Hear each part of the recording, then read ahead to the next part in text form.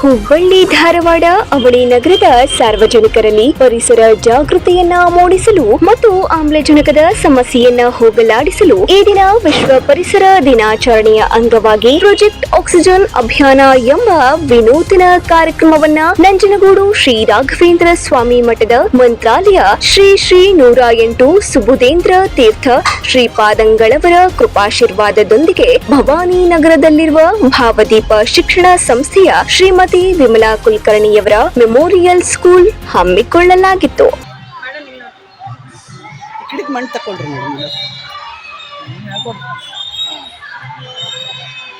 Lot of plastic is being used. Pollution makes the air dirty and harms people, animals and plants. But the good news is that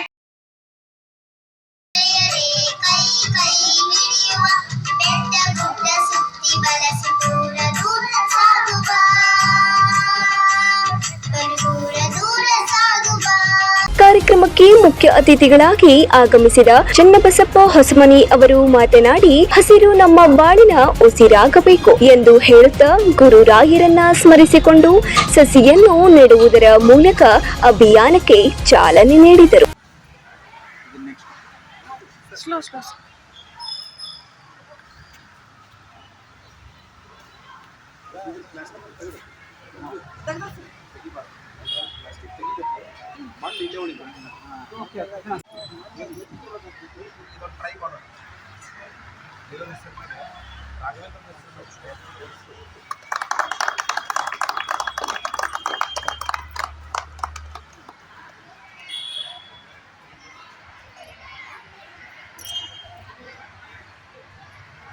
ನಾಲ್ಕೈದು ತಾಸು ಆರಾಮ್ ಮಾತಾಡ್ತೀವಿ.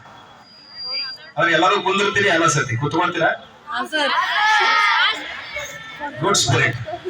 ಆದ್ರೆ teachers yes ಹೇಳಿಲ್ಲ, students ಹೇಳ್ತಾರೆ. ಇದಕ್ಕೆ ಒಂದು ಡಿಫರೆನ್ಸ್ ಹೇಳ್ತೀನಿ, ಏನಂದ್ರೆ ಸ್ಟೂಡೆಂಟ್ಸ್ ಅಲ್ಲಿ ನೀವೆಲ್ಲ 80. ಆಡಳಿತ ಮಂಡಳಿಯ ಸದಸ್ಯರಾದ ಶ್ರೀರಂಗ ಹನುಮಸಾಗರ್ ರವರು ಮಾತನಾಡುತ್ತಾ, ಒಬ್ಬ ಮನುಷ್ಯ ಉಸಿರಾಡಲು ಆಮ್ಲಜನಕ ಎಷ್ಟು ಅವಶ್ಯಕ ಮತ್ತು ಆಮ್ಲಜನಕವನ್ನ ಪಡೆಯಲು ಪರಿಸರವನ್ನು ಉಳಿಸಿ ಬೆಳೆಸುವ ಕಾರ್ಯವನ್ನ ನಾವೆಲ್ಲ ಒಗ್ಗಟ್ಟಾಗಿ ಮಾಡಬೇಕಾಗಿದೆ ಎಂದು ತಿಳಿಸಿದರು. ಜೊತೆಗೆ ಈ ಅಭಿಯಾನಕ್ಕೆ ಶೋಧ ಟೊಯೋಟಾ, ಅರಣ್ಯ ಇಲಾಖೆ, Adamya Chetana, Saheli group, Durga developers, physics Wallah, ಸರ್ವ ಶಿಕ್ಷಕರು, ಪೋಷಕರು ಮತ್ತು ವಿದ್ಯಾರ್ಥಿಗಳು ಪ್ರಿಯನುಸಾರ ಸಸಿಗಳನ್ನ ನೀಡಿ ಕೈ ಜೋಡಿಸಿದ್ದಾರೆ.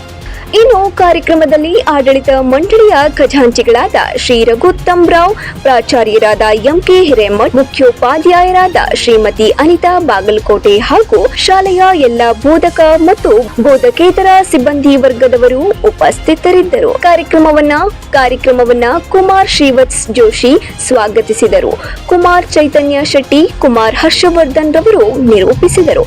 ಕುಮಾರ್ ಸೋನಾಕ್ಷಿ ಹಿರೇಮಠ್ ರವರು ವಂದಿಸಿದರು. 9 ಲೈವ್ ನ್ಯೂಸ್ ಹುಬ್ಬಳ್ಳಿ.